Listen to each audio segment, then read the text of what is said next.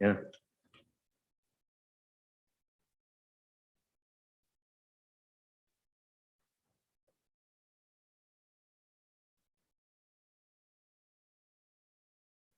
I think you just clicked. I can't tell if it's recording or not. It was? Okay, cool. All right. We're going to get started, ladies and gentlemen. Thank you for being here. Welcome to the Philosophy Department Colloquium. My name is Dr. Louis Mancha,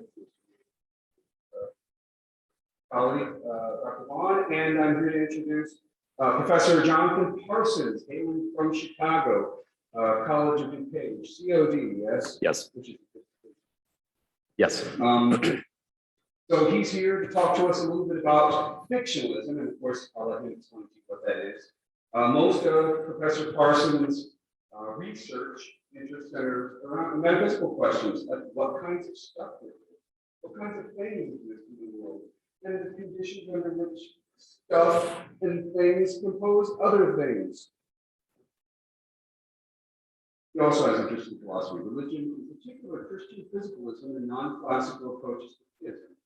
Philosophy of science, right? When he's not doing philosophy, he's either hanging out with his two children, playing with the family cat, or getting tattoos with his wife. Maybe all three of those at the same time, possibly. So, at least in the same week. Yes. Without further ado, Professor Parsons. All right. Thank you all for being here today. I gave a talk here 6 years ago at this point. So I had one less child and any less tattoo. Oh, only one less tattoo, right? So I'm just going to go ahead and set a timer just so I can keep track of how long I'm talking, because I don't want to keep you all here for hours and hours and hours. Where's my thing? There we go. All right. Okay. So today I'm going to be going over some very basic concepts related to fictionalism, which is it's not primarily a position in metaphysics, although obviously it has various kinds of metaphysical implications. Fictionalism is primarily a thesis in philosophy of language and epistemology. Okay, so first, just by definition. All right, so fictionalism linguistically is the position that sentences which appear to commit us to the existence of certain kinds of entities in speaking actually don't commit us to the existence of those entities. So typically when we say things like there are dogs, there are cats, so on and so forth, if somebody were to express this, we would say, well, when somebody says there are dogs, that commits them to the existence of dogs. When somebody says there are cats, that clearly commits them to the existence of cats. They actually believe that such things exist. The fictionalist says, no. Just because it appears that by using language in certain kinds of ways, it seems to commit us to those kinds of things.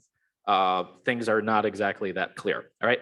Now, and epistemologically, fictionalism is consistent both with a eliminativist perspective. I'll explain what that is momentarily, on whatever the proposed entities within a domain of discourse are, and it's also compatible with agnosticism regarding the existence of those kinds of things, right? So eliminativism of anything is just the notion that the kinds of words that we use do not refer to anything. These words have what we call empty extension, okay? So and I'm sorry if I step on your toes with any of this, but you know, when people talk about witches and vampires and ghosts and things like that, witches, vampires, and ghosts don't exist. There's nothing in the world that the word ghost refers to. There's nothing in the world that the word vampire refers to or witch refers to.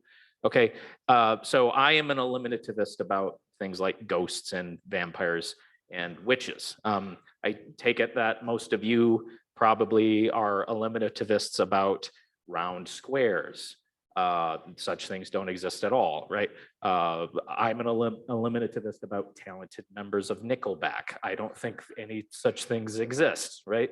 Okay, so those kinds of words would have what we call empty extension. Now, what the eliminativist says is, well, linguistically, well, if our words are empty, if the terms we're using have empty extension, then we need to kind of abolish that terminology from our language. So if we continually use language where we acknowledge that the things we're trying to talk about don't exist at all, we're better off just eliminating problematic talk. So classic examples of this would be Paul and Patricia Churchland. They are eliminativists about consciousness and psychological states. So, and they actually tried to get their children to stop, using the language of what's called folk psychology. Don't talk about your feelings. Why? Because feelings don't exist.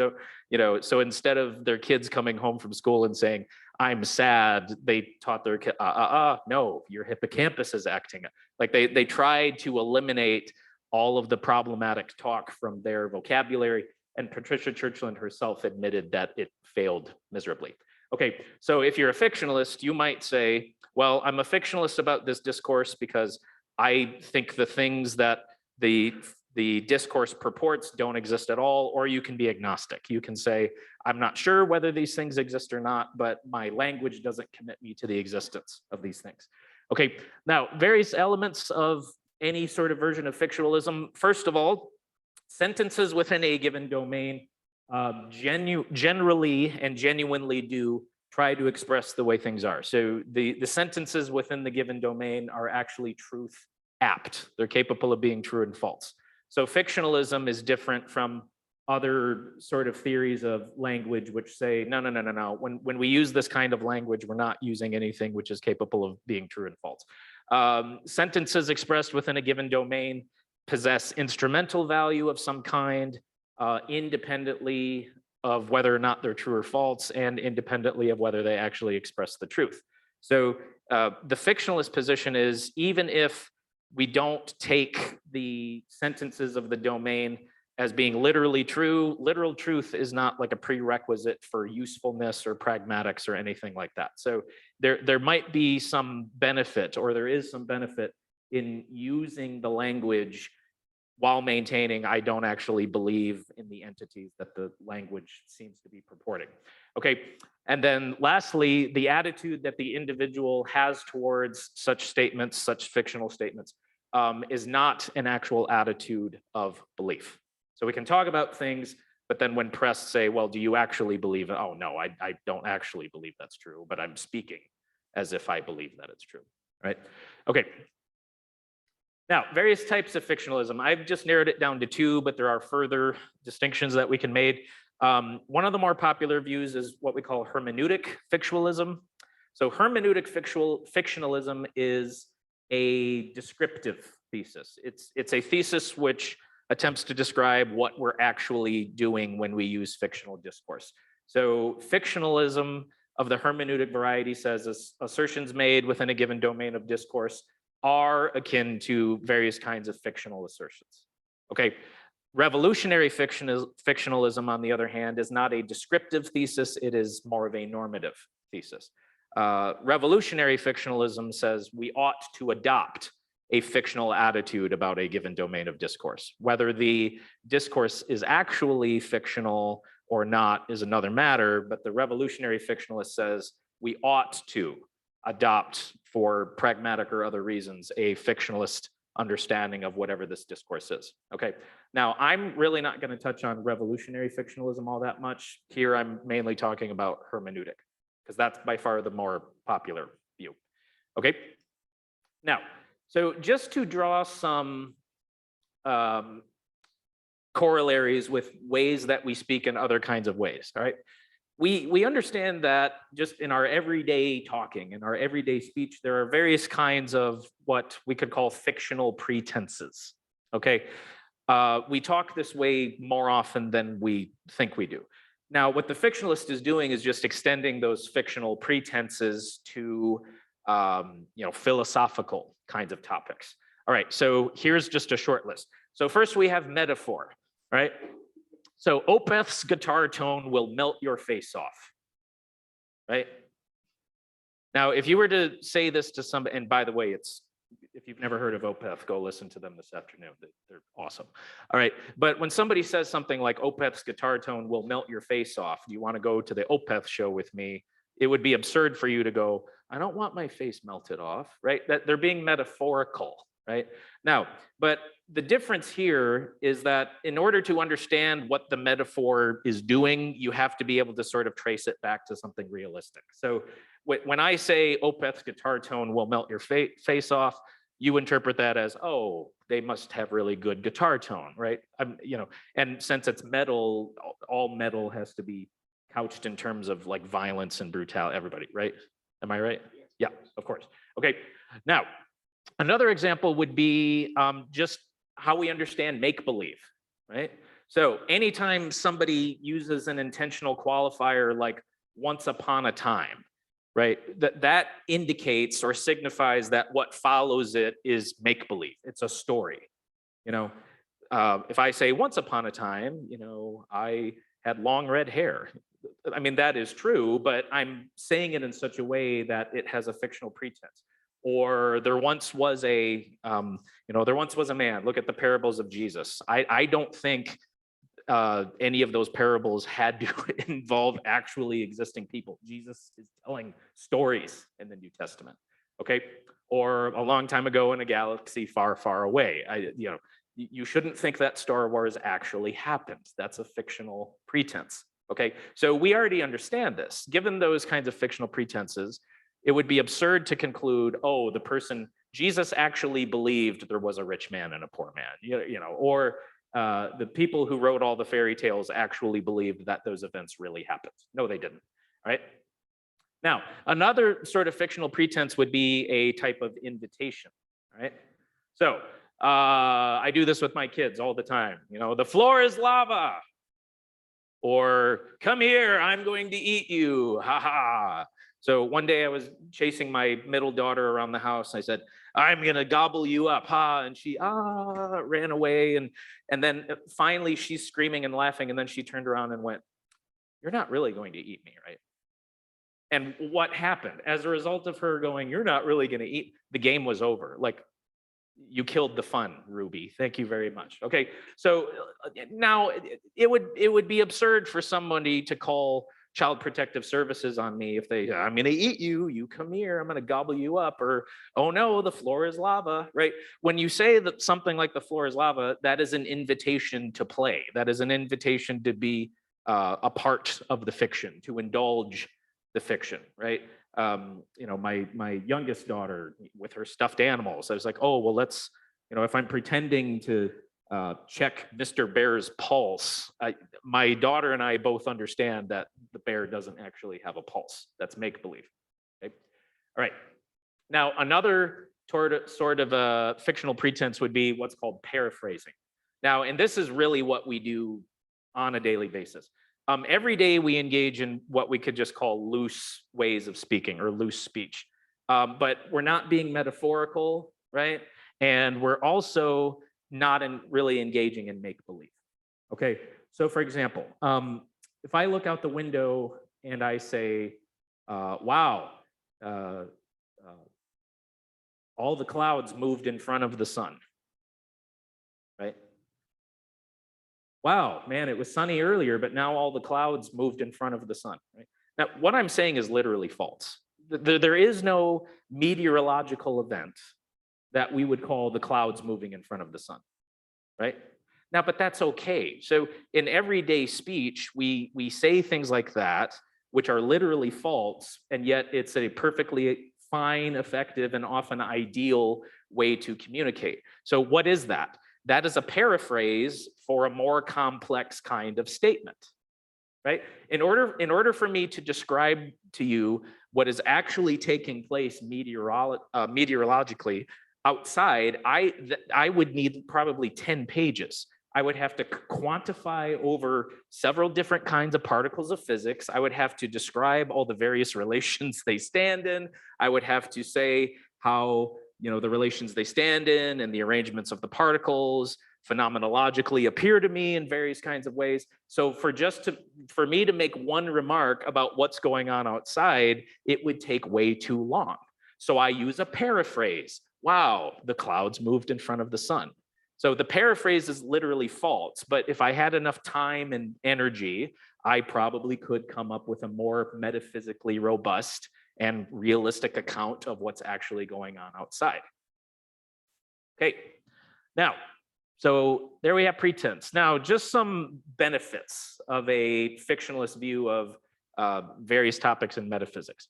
So the alleged benefit of a fictionalist account of any sort of discourse is that we can enjoy all of the benefits of the metaphysical view or the ontology or the theory without the rather disappointing and often really problematic metaphysical baggage. Okay, so what kinds of baggage?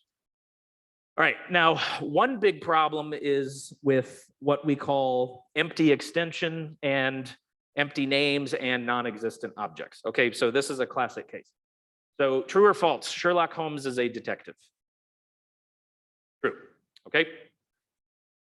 Being a detective is a property, right? So it's true that Sherlock Holmes is a detective, and it's also the case that being a detective is a property, and it's also true that only existing things have properties.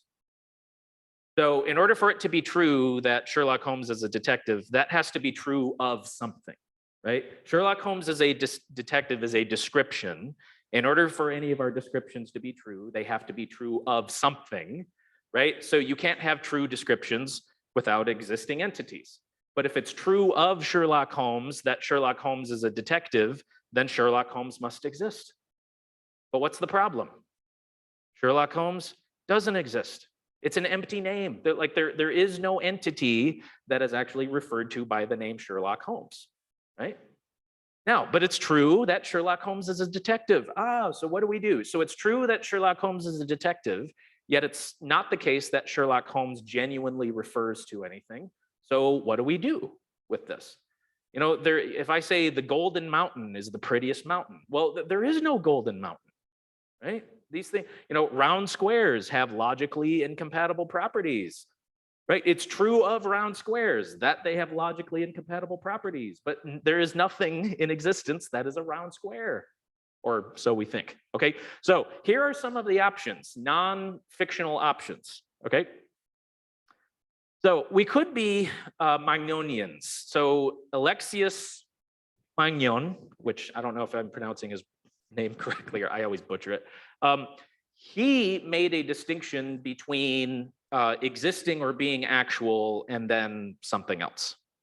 Okay, so you can couch this in terms of, well, there's a difference between existing or being actual, or you can talk about existing or something that's not quite existing. You know, call it schmegzisting or whatever. Okay, so his position was that there are non-existent objects. There are objects that don't exist or they're not actual things, but they nevertheless have some sort of basis given that we can make true descriptions of them.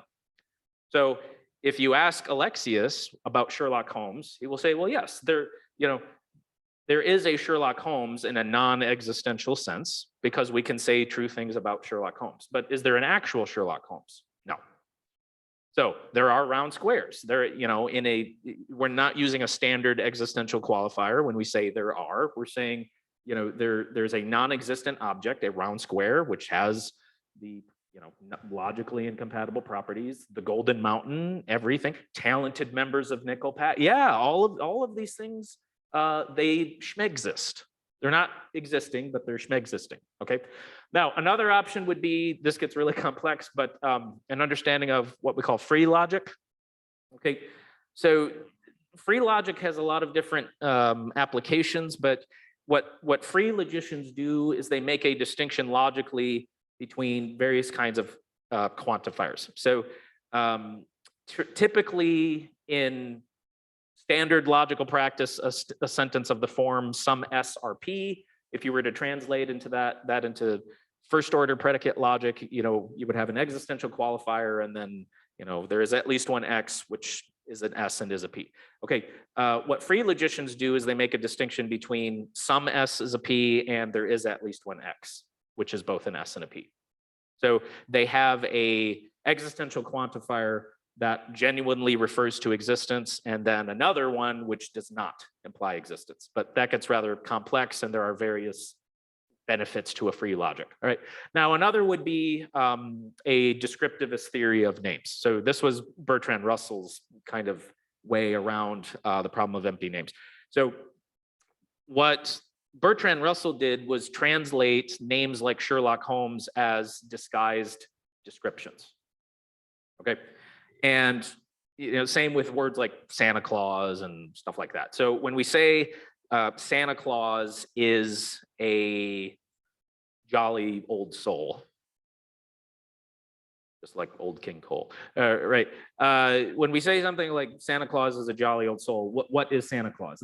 That's not a proper name per se, it's a description. So when we say Santa Claus, what do we mean? We mean the fat guy in the big red suit with the beard who breaks into people's houses while they're asleep and watches them while they sleep, and then puts toys and that's a description. Okay, now, and if names are understood, if empty names are understood as descriptions, they can be translated in such a way using a universal quantifier where nothing is implied by the description. Okay, now descriptivist theories of names have notorious problems with them, because if I say Santa Claus is the if I say Santa Claus is the big fat guy in the red suit with the white beard who comes down your chimney every night, well, if Santa Claus just means the description, I'm not actually describing Santa Claus when I say Santa Claus is the big fat guy in the red suit with the beard. So I would just be saying the big fat guy in the red suit with the beard is the big fat guy in the red suit with the beard. That's not a description, all right? Okay, fictionalism is an alternative to these kinds of things. So what the fictionalists will say potentially is something like this. They will treat statements like Sherlock Holmes is a detective, the Golden Mountain is the prettiest mountain in the world, whatever. They will treat it as a type of elliptical statement, usually. So something like this. According to the fiction written by Arthur Conan Doyle, Sherlock Holmes is a detective. So when you say Sherlock Holmes is a detective, you're not actually describing an individual Sherlock Holmes. What you're describing, whether you realize it or not, is the actual fiction written by Arthur Conan Doyle, right? So if we treat those kinds of statements elliptically, they come out as true so long as they accurately fit whatever that fiction you're referring to is, right? So if I said, according to the fiction written by Dr. Mancha, Sherlock Holmes is a detective, that would be a false statement. Why? Because I'm getting the fiction wrong, right? So here I'm not describing an entity, Sherlock Holmes, I'm actually describing the actual work of fiction. Now, and obviously fictionalists will think that this is a better alternative to a descriptivist theory of names, or making a distinction between what's actual and existing, or what exists and schmexists and the like, all right? Okay. Or another way, if you don't want an elliptical assertion like according to the fiction, another way of interpreting it would be let's pretend. So whatever kind of fictional pretense you want embedded, we just go with that one. So let's pretend Sherlock Holmes is a detective, or according to the fiction written by Arthur Conan Doyle, Sherlock Holmes is a detective. Okay, now, what shall we be fictionalists about? So I could spend all day talking about all of these. So, and during the Q&A, if you want some specific arguments on any one of these topics, we can certainly go there. All right, now, two of the more popular ways of being fictionalists, modal fictionalism was really the first type of fictionalism that got going. Also mathematical fictionalism. So modal logic involves systems of logic that deal with things like possibility and necessity. And one way of using modal logic is to talk about how the world could have been, right? Which is usually what we say it's possible. So it is possible that there are orange cats, means that the world could be such a way that there are brown cat or orange cats. And one way of talking about this is to actually refer to possible worlds. So if it's true that it's possible that there could be orange cats, modal logic translation would be there is a possible world in which there are orange cats. Okay, now, but not all philosophers find the notion of possible worlds even all that compelling, and metaphysically, a lot of philosophers think that possible worlds are problematic, meaning if there are actual possible worlds, whether they be abstract or concrete, we end up with a view of reality, we end up with an ontology, which gets rather clunky and explosive. Okay, but if we talk about possible worlds fictionally, right?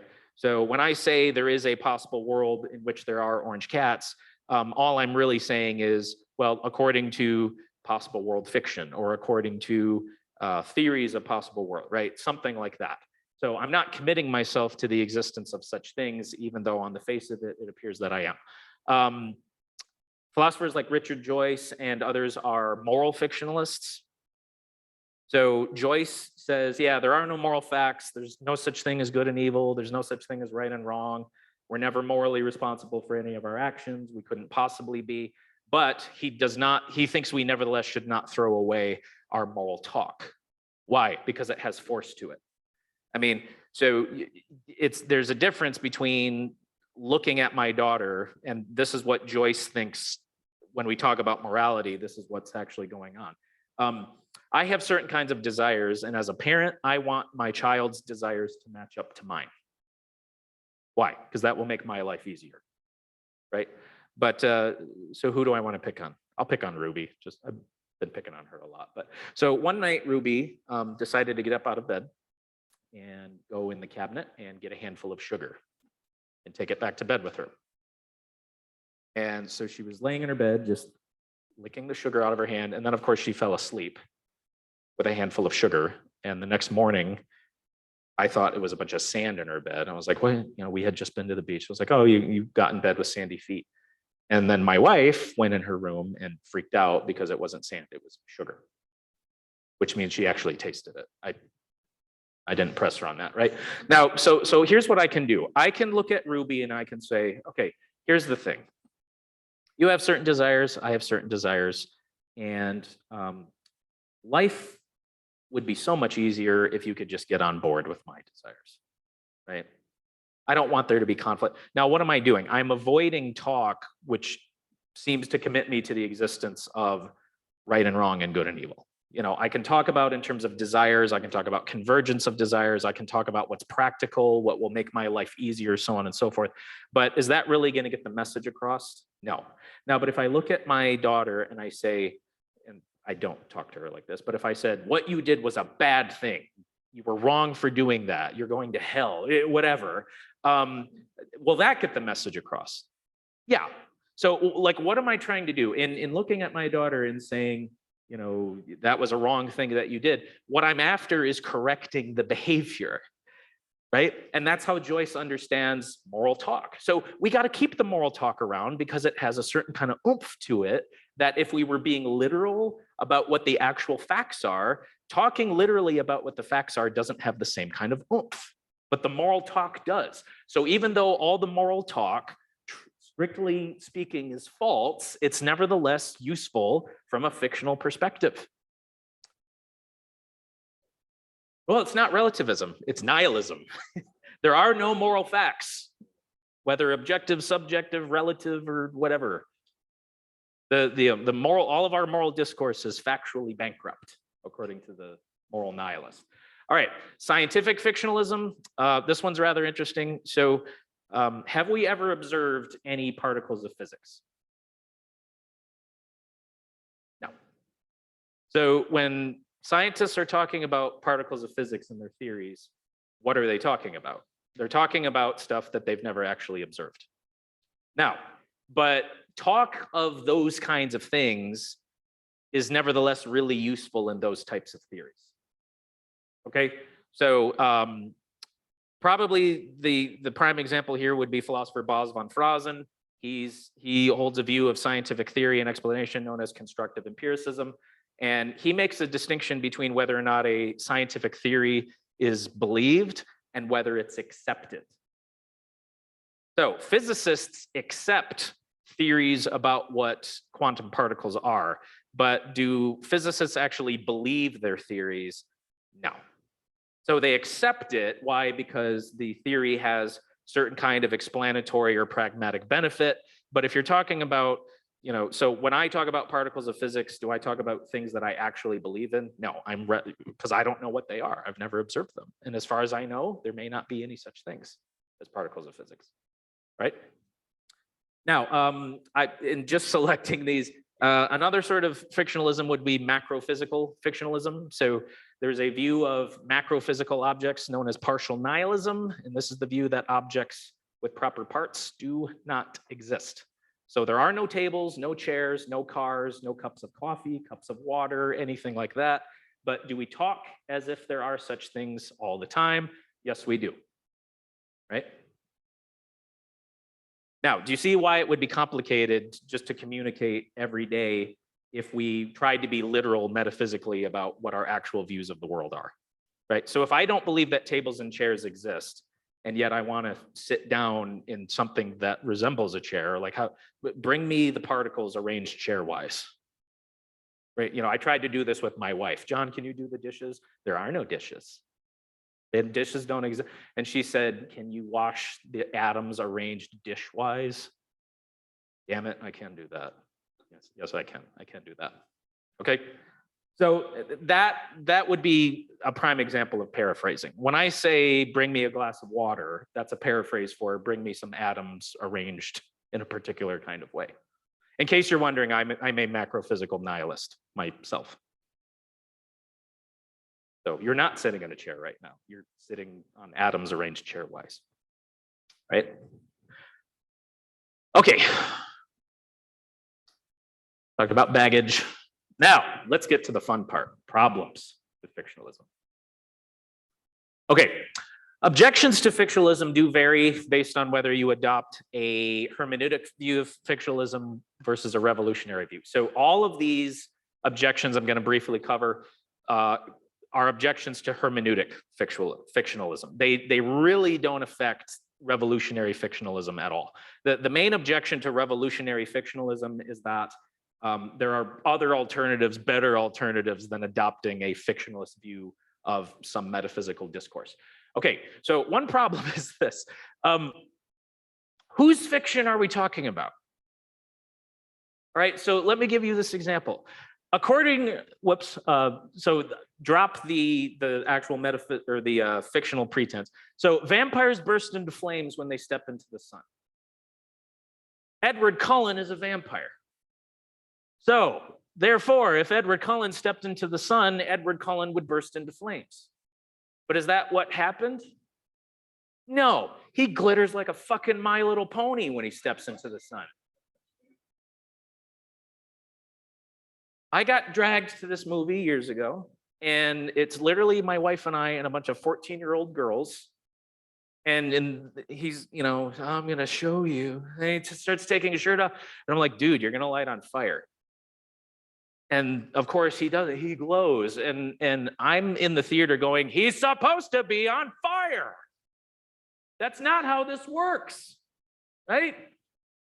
So according to one vampire fiction, vampires burst into flames when they step out into the sun. And according to a different vampire fiction, Edward Cullen is a vampire. And according to a different vampire fiction, vampires don't burst into flames when they step into the sun. They glitter like My Little Ponies, right?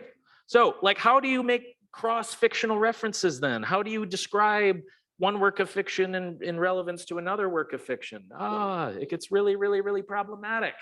Okay. Now, and this is probably that objection is probably a more specific version of this objection. So this is kind of two different objections in one. Okay, so the second question we can ask is there even a relevant fiction that we could refer to elliptically, right? Okay, so for example, are the proposed ontologies advocated fictionally by those who actually advocated those ontologies? So suppose I'm talking about Rene Descartes, who's a interactionist substance dualist. So Rene Descartes believes that the body produces causal effects in the mind, and the mind, which is an immaterial substance, produces causal effects in the body. I reject that. I'm a physicalist about human persons. Now, but would it be appropriate for me to say, well, according to Rene Descartes' interactionist substance dualist fiction, if Descartes were here, what would he say? Oh no, stupid American, right? Because he's French. Like, is Rene Descartes a fictionalist about substance dualism, about interactionist dualism? No, he literally believes that it's true. Now, so when I'm speaking of Descartes, I'll treat it fictionally, but when Descartes is speaking about his own views, he won't treat them fictionally. Well, who's correct here? Am I correct in treating it as a fiction, or is Descartes more correct in saying, no, no, no, I think like this is an actual set of beliefs that I have, right? Now, so the reason why it seems like it's not appropriate for me to say, according to Rene Descartes' fiction, is because Descartes didn't intend it to be a fiction, right? He genuinely believed in interactionist substance dualism.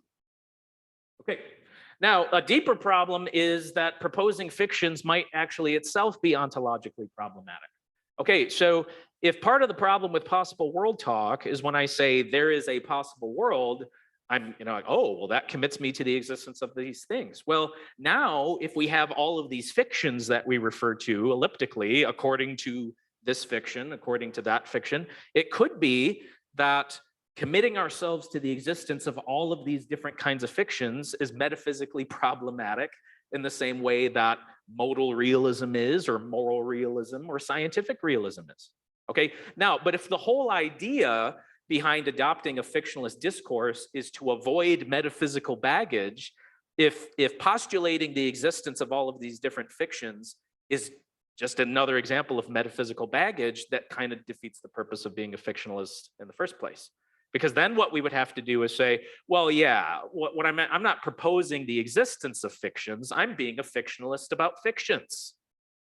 But then we can be fictionalists about the fictional fictions, and right, you can keep adding on to it. Okay, now another problem, this is known as the phenomenological objection to fictionalism, is what exactly do we think we're doing when we're speaking? When most people are speaking, do they think they're doing something fictional, or do they think they're being realistic? There's a glass of water on the table and I'm not being fictional, right? Or something like that. Or I'm sitting in a chair and I'm not being a fictionalist about that. Okay. Now, so here would be an argument, a simplified version of the argument. So if utterances made within a given domain of discourse are fictional, then those utterances are not believed by anyone using them. Right? So if I'm a fictionalist about witches and I say, I can't think of the name of a witch. Huh?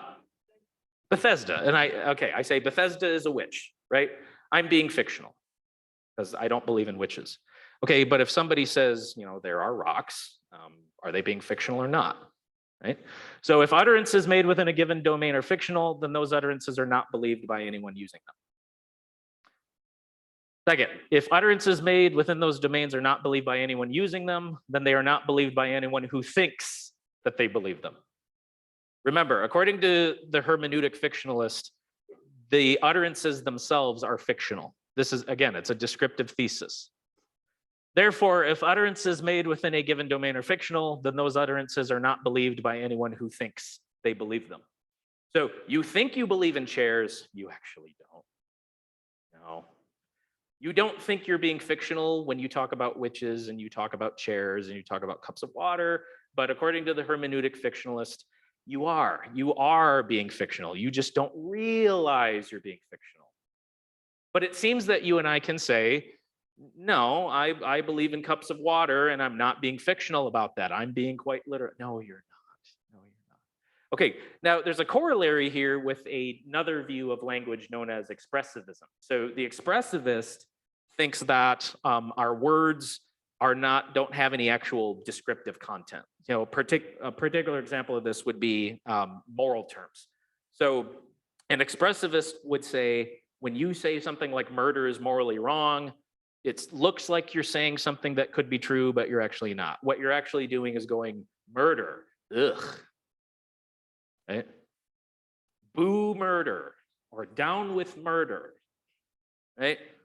Now, but if we understand moral statements as expressive in that way, then it turns out that you and I don't have any moral beliefs. Why? Murder, ugh, is not the kind of thing that anybody could believe. If Dr. Mancha put that on a true or false, murder, ugh, you might. right? It wouldn't make it, you'd all be sitting there going, I don't know how to answer this question. Why? Because that's not the kind of thing anyone could believe, because it's not the kind of thing which could be true or false. So the expressivists will say, yeah, I know you think you have moral beliefs, but you actually don't. That's basically what the hermeneutic fictionalist is doing here. Yeah, you think you are using the language, you think you actually believe this, but you're actually not. Or you. Now, but how many of you think you would be a better judge of what you're doing when you assert something than the fictionalist would? Therein lies the problem. Okay, now the last problem I'll talk about here is problems with paraphrase. So if the fictionalist pretense we're actually using is some sort of paraphrasing, then eventually what the paraphraser needs to do is be able to give some account of what the paraphrase is actually paraphrasing. Right? So again, if when I say the clouds moved in front of the sun, well, I'm just using a paraphrase. I'm just speaking loosely. Eventually, when pressed, if somebody says, okay, well, what is that a paraphrase for? I would have to eventually, in order for the paraphrase to work, it seems that I eventually would have to be able to give some account of, okay, well, what are the actual entities I'm referring to, if anything? Okay, now, but in order then for the paraphrase strategy to have anything going for it, the individual who's using the paraphrase as a fictional pretense will then have to have a rather developed and preferred understanding of ontology to begin with. So again, paraphrasing in particular eventually just boils down to we need to do some metaphysics here. And again, if the whole point of adopting fictionalism is to avoid the metaphysical baggage, if paraphrasing inevitably leads us to adopting something with baggage, then paraphrasing may not be the best strategy after all.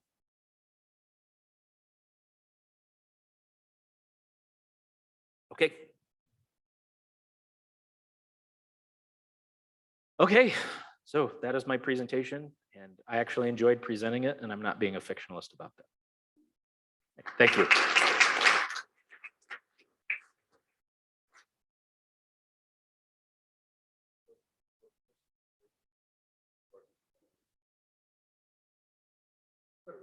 Mm-hmm.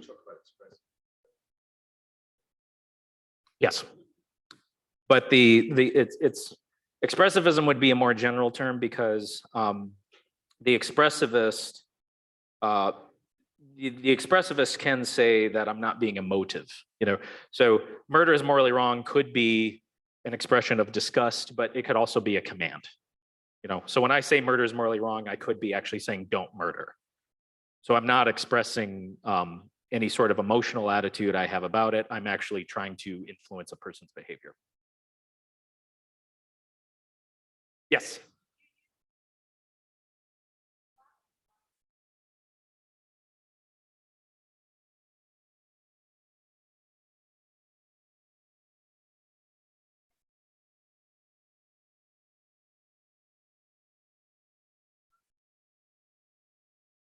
Yeah, so here,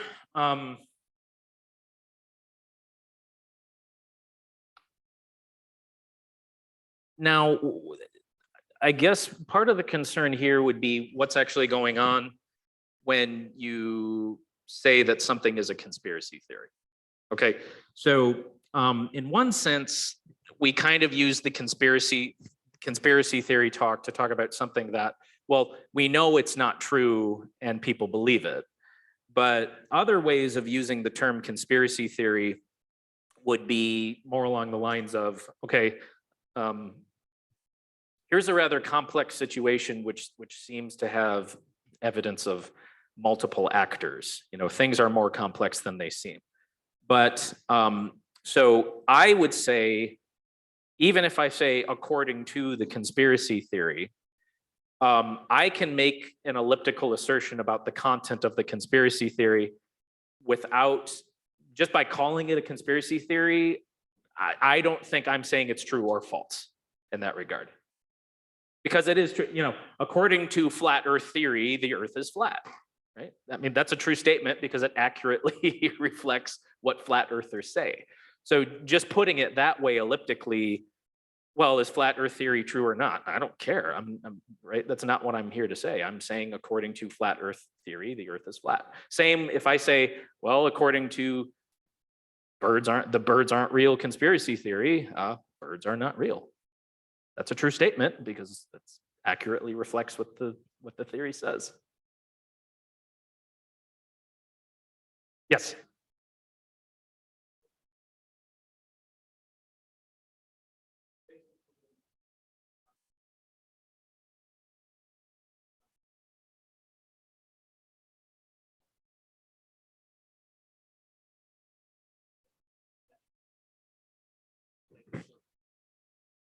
Can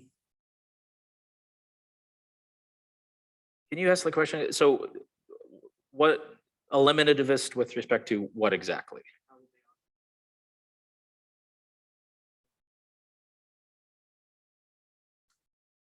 Okay, that's a good question. So if you're an eliminativist about anything, what you're going to have to say is in any way that the world could be, which is the same kinds of laws, physical laws and things like that we have in the actual world, these things would not exist. Now, a stronger version of eliminativism would be if what governs what exists and what does not is kind of the same across worlds, then the eliminativist would say the existence of these kinds of things is just metaphysically impossible. So as a macrophysical eliminativist, I don't just say tables and chairs don't exist at all. I say they can't possibly exist. They can't, because they're impossible. I don't think there could possibly be tables and chairs on my metaphysical view. Yeah. Yeah.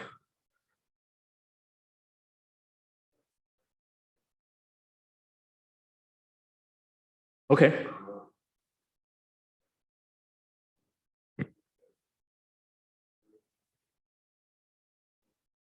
Right.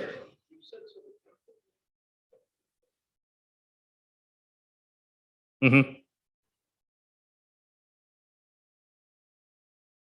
Right. Because now if I say, if saying according to the fiction commits me to the existence of a fiction. Right. Yes. Mm-hmm.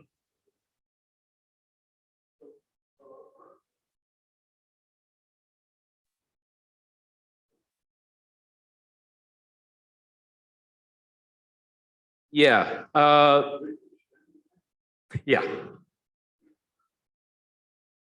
Right.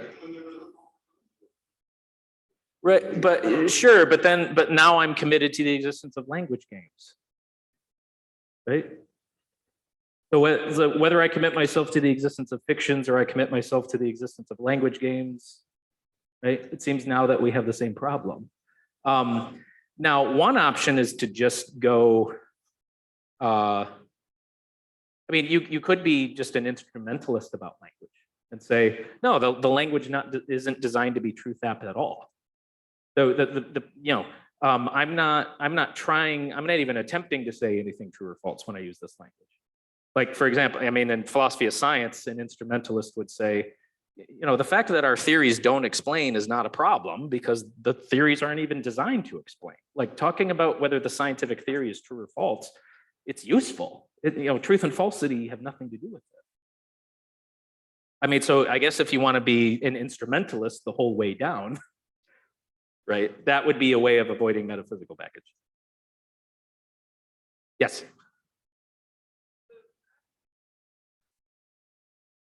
Mm-hmm.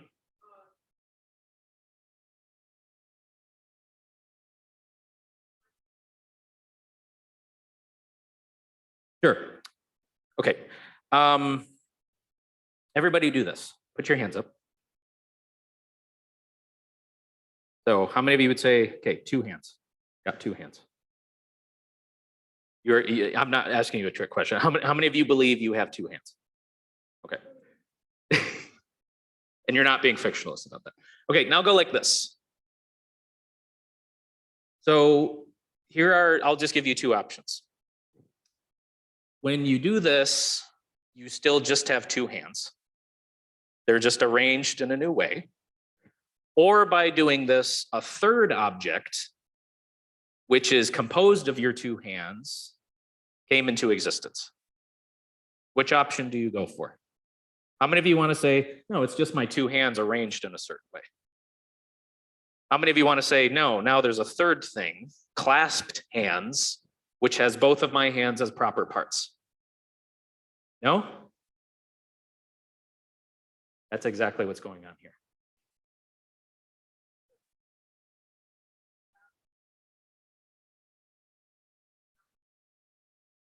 Sure. Yeah, so by atoms, I just mean whatever is metaphysically indivisible. But there could be nothing that's metaphysically indivisible.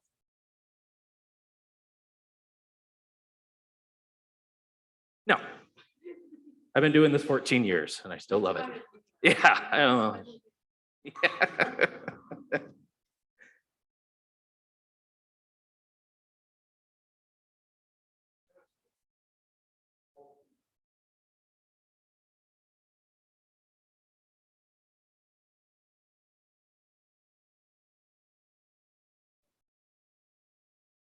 Exactly. Yep.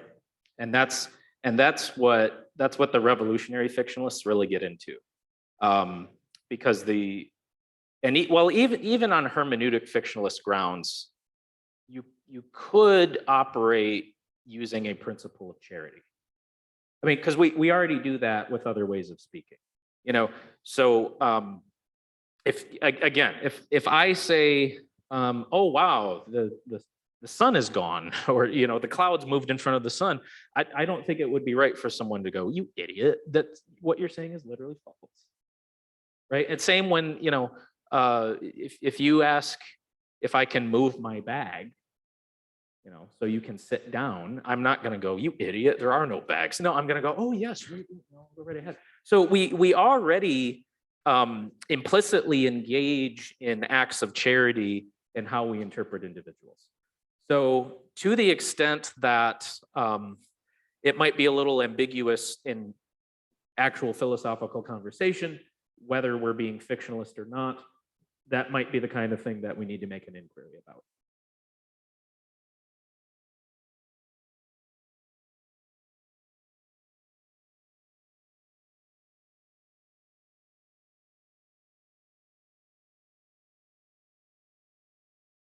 Yes.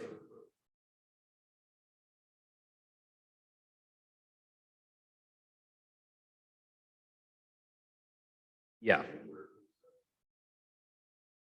Right. Yes. And that's a further worry is, okay, well, what if I just want to go fictionalist the whole way down? That just seems untenable. I've just got fiction upon fiction upon fiction upon fiction.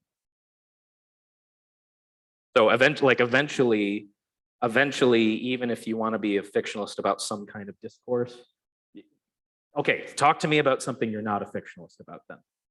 Let's do that. Oh yeah. Right. Since I do metaphysics, I don't think I can be a fictionalist the whole way down.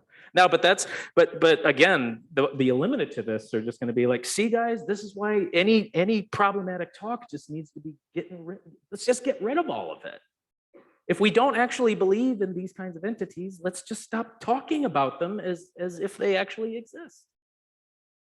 Now, but on the other hand, pragmatically, that also seems impossible. So, if part of the problem with fictionalism is, well, I can't be a fictionalist the whole way down. One of the problems with eliminativism is, I don't know how I'm supposed to talk without sometimes being fictionalist. So that's making my hippocampus act up, right? Yeah.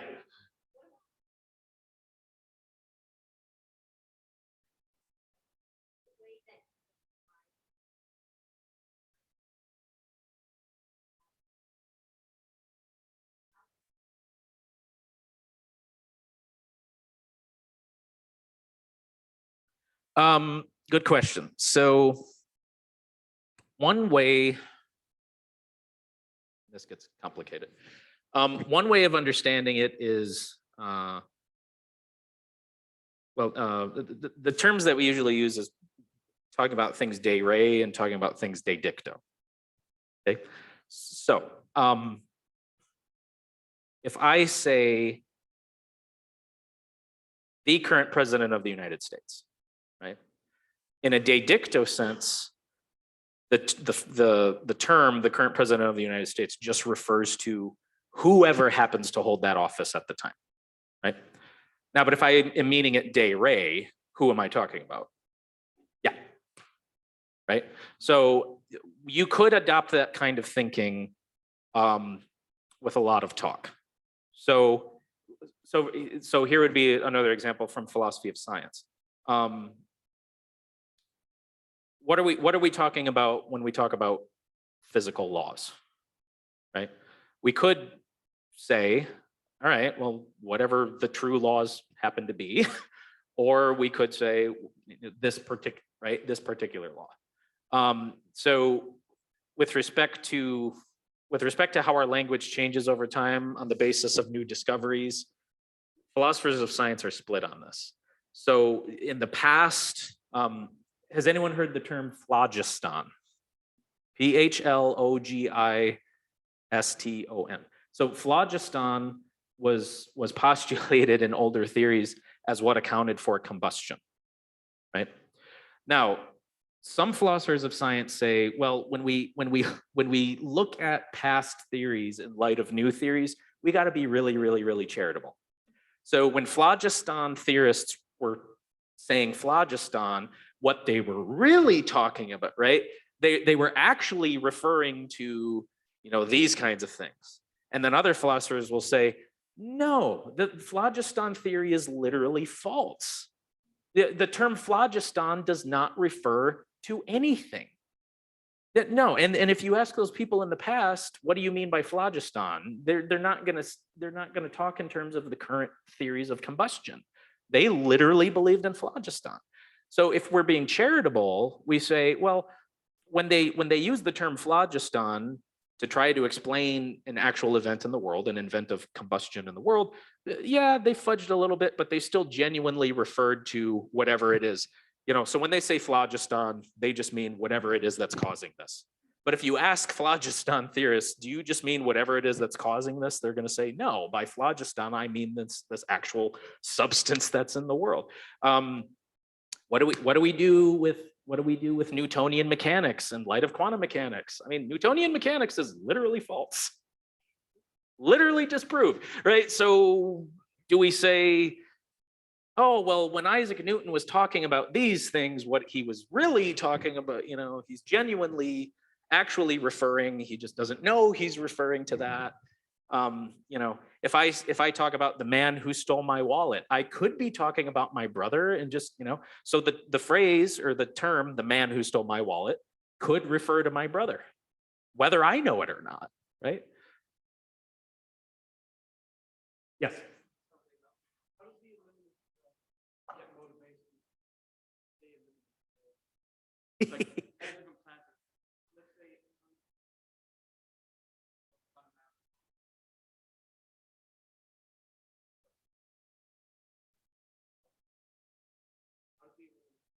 Yeah. Coffee. Yeah. No. Yeah, that's a good question. So one problem with any sort of eliminativist, and by eliminativist, I don't just mean like the metaphysical, but the linguistic. The things don't exist, so we need to get rid of the problematic language. The motivation to do so is, I mean, what are we going to care more about at the end of the day? Pragmatics or being ultimately concerned with speaking truth whenever we speak? And I'm just more concerned with pragmatics. I don't know of any version of a linguistic eliminativism where all the problematic talk needs to just be eliminated. We have not yet had a successful version of that. Like at the end of the day, when Patricia Church and Churchland has a bad day at work, she's going to say, I'm sad. It's just inevitable that it's going to happen.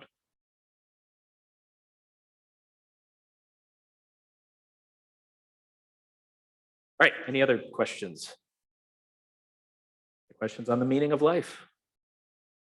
Nothing to do with fictionalism. Yes. Yes.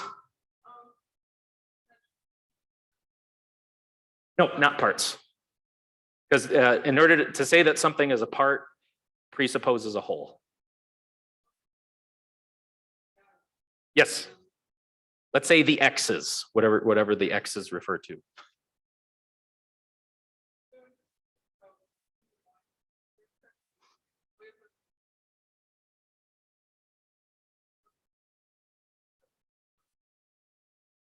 No, I think yeah, I think biology is an exception.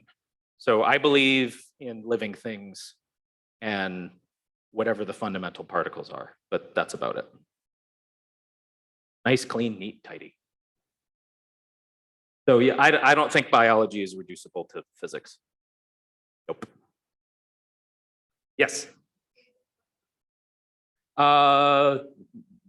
There's none of those either. Now, do I talk about souls quite often? Yeah, but I don't believe in them.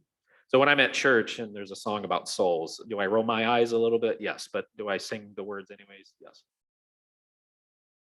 Got the joy in my soul. I don't have a bloody soul, but I'll sing about it anyways. You know, my wife will say, you know, John, your soul is black. And I'll be like, yeah. I lean towards a functionalist view of the mind.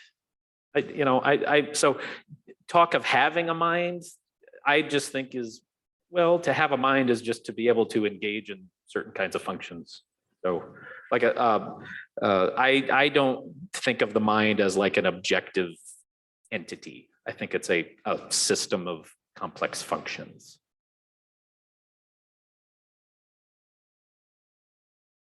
Yes.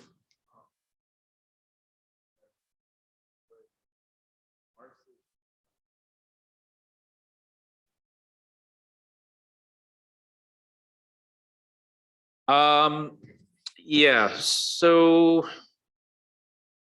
how this gets applied to Marx and others gets a little interesting. I mean, one thing we could do is ask Karl Marx, but we can't. He's dead. As far as how to interpret the kinds of things that Marx says about like when he's talking about like dialectical materialism and social contradiction, does he like as a dialectical materialist, is he doing metaphysics, or is he trying his best to describe various kinds of economic realities? I mean, so some analytic philosophers have flippantly dismissed what Karl Marx is saying by just saying, well, the kinds of entities that Karl Marx thinks exist don't exist at all. So much the worse for that. But if you interpret him as, okay, I'm not, you know, when I'm using language of dialectical materialism, I'm not actually saying that there are these, you know, what I'm talking about, what I'm primarily interested in is talking about the effects of, you know, various kinds of economic relations and things like that. So now I've been working quite a bit in trying to develop an appropriate understanding of social fictionalism, which there's not much about it, but so I think when it comes to social ontology, a fictionalist account of like groups and organizations and institutions, I think that has a lot going for it. So you know, how many of you identify as citizens of the United States? Right, but there is no such object as the United States.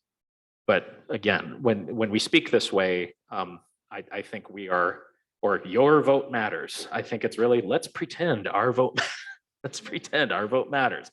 Why? Because we have to pretend our vote matters in order to actually get things done. So it can be false that your vote matters and yet still be pragmatically useful to treat it that way. Yes.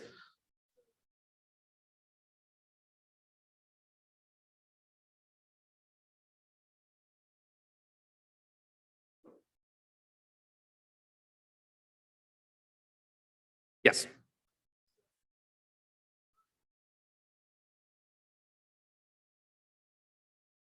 Yeah, we gotta punt the ball to the biologists on that one. I don't know.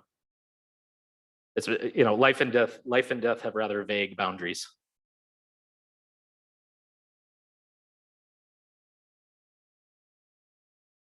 Yeah, so quite literally, I believe when we die, we cease to exist until the day of the resurrection.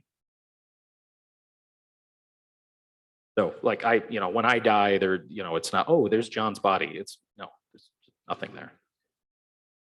Yeah, the atoms that John formerly owned.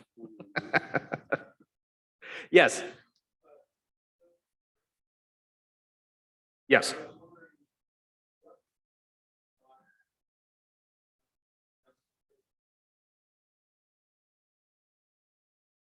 Yeah, and I almost did.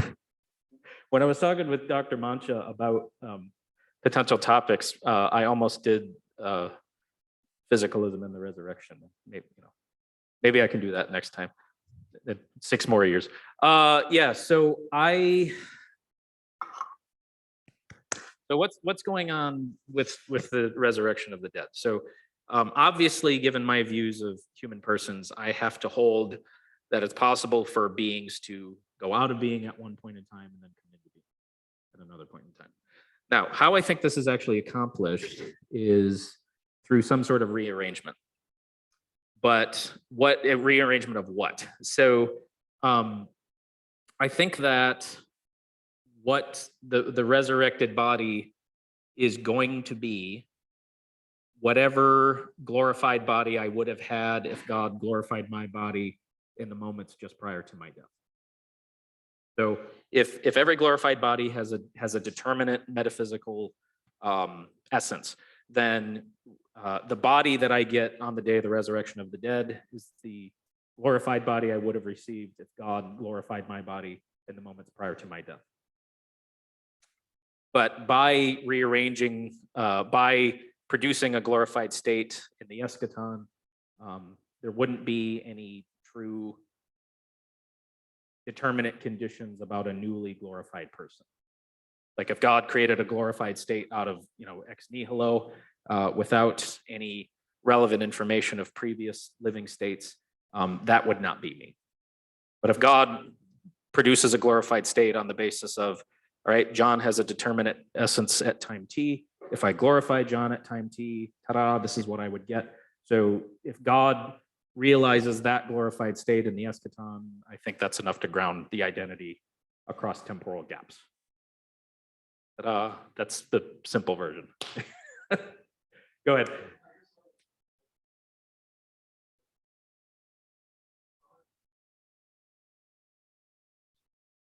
Oh yeah, I'm a literal theist.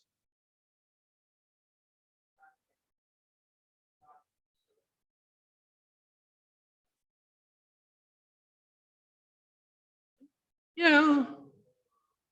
No, I mean I think the second person of the Trinity literally became human, walked the earth and did some cool stuff, and then was crucified unjustly. I believe all that. I believe in a literal bodily resurrection, a literal Trinity. It's not souls. So when I'm at church and I sing about the Trinity, I'm like, oh yeah, I get this. And then when the soul talk starts, I'm like, oh. Yeah.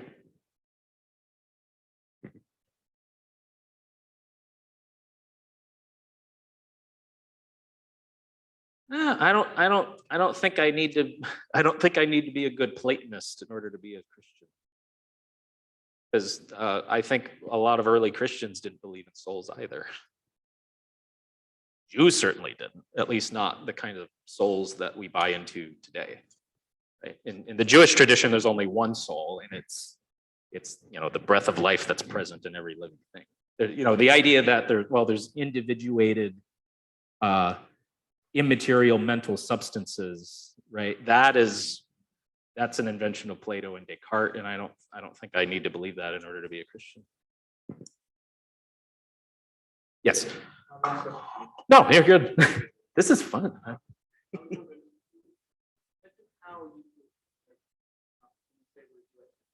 Yes. Mhm. When do you think that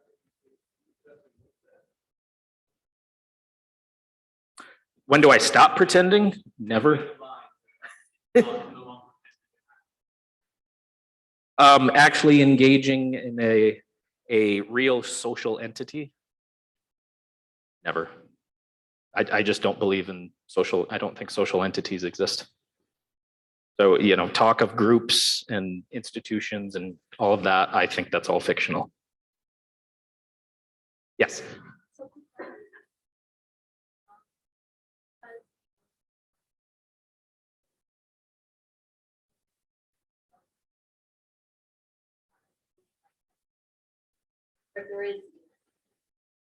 Well, there's at least one body in heaven, because I think Jesus still has a physical body.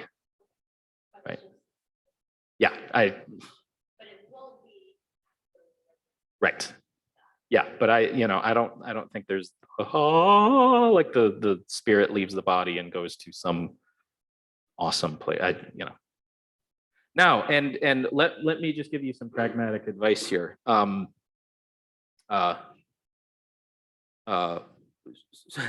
So years ago, my father-in-law passed away in 2018, and my oldest son was 5 at the time. So we're leaving the cemetery, and he goes, "Daddy, is Grandpa in heaven?" What do you think I said? "No, the son, you see, when we die, we cease to exist, and we come back later." Did I say that? No, I said, "Yes, Grandpa's in heaven," because my son was heartbroken. And I'm not going to explain the metaphysics of the glorified body to a 5-year-old. I'm not going to do that. Now, and that brings up another thing. I should have mentioned this when I talked about pretense. There's a difference between fictional pretense and deception, right? Now, and I almost included a slide on sarcasm, but philosophically speaking, philosophers are split on whether sarcasm actually counts as deception or if it's fictional pretense, especially if you say something sarcastically and you're pretty sure that the other person doesn't pick up on sarcasm. So when I'm being fictional, I'm not engaging in lying, because I'm not engaging in the fictional discourse with the intention of getting somebody to believe something that I think is false. So, when I say, "Oh, your chair looks really comfortable," I'm not trying to deceive you into believing in chairs. So I'm not lying to you when I say your chair looks really comfortable, even though that statement is, no chair could be comfortable because chairs don't exist. All right. Any other questions? I think just as a post-observation. Yeah. That Christian physicalism is actually not No. and it's definitely something that's heavily. Yep. Yeah, so Peter Vonenwagen and Trenton Merrickx saved my faith, because the dualism was a big hang up, and I'm like, "Oh, but how can I?" And then Peter Vonenwagen says, well, so the philosopher Trenton Merrickx at Virginia University, he has a paper, or University of Virginia, he has a paper, "How to Live Forever Without Saving Your Soul." And I read that paper and I was like, I don't have to believe in souls? Yay! Awesome! Like it. Questions? Let's thank our speaker. Thank you all.